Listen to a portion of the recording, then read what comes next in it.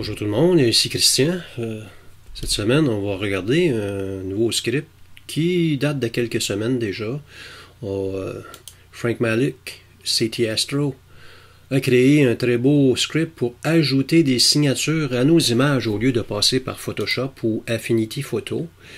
Fait que moi, j'ai deux images sur mon bureau de PixInsight. J'ai M20 et j'ai ma signature à l'arrière. Donc, le script nous demande de sélectionner notre image à laquelle on veut ajouter la signature. Donc, je vais prendre mon image RVB ici et je vais sélectionner ma signature qui est complètement en bas, la version numéro 4. Je vais agrandir la fenêtre du script, diminuer l'affichage pour pouvoir voir l'ensemble complet.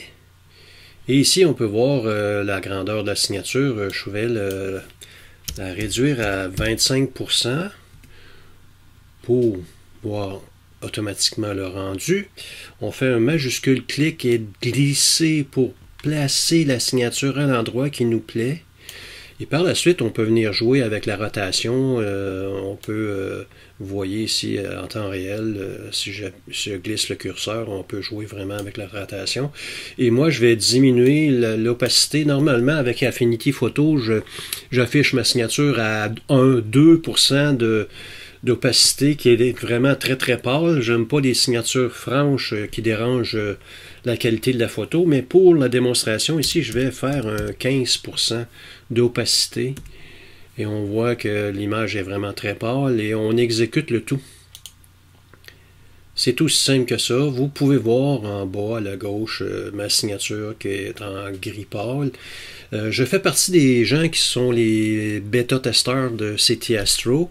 Et il y a 2 semaines à peine, moi j'avais utilisé, et j'utilise toujours cette signature-là. C'est un fichier monochrome. Vous pouvez voir qu'on est dans un espace monochrome, un grayscale, et notre image est en RVB dans un espace couleur. Le script crachait, il ne rendait pas un rendu efficace et j'avais envoyé un courriel à M. Malik et dans le courant de la journée, il est vraiment très efficace et très près des gens qui testent pour lui.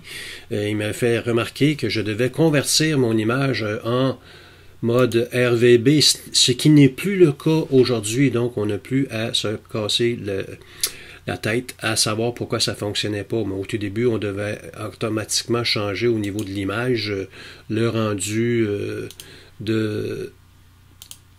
le rendu, voyons, je me souviens plus dans quel menu. L'espace couleur, Color Space, ici, on devait convertir mon image monochrome en image RGB pour que ça puisse fonctionner. Mais ce n'est pas le cas. Donc, c'est un petit ajout, ce script vraiment sympathique. Si vous ne voulez pas interpréter le tout dans Photoshop ou Affinity Photo. En espérant que vous avez apprécié. À la prochaine.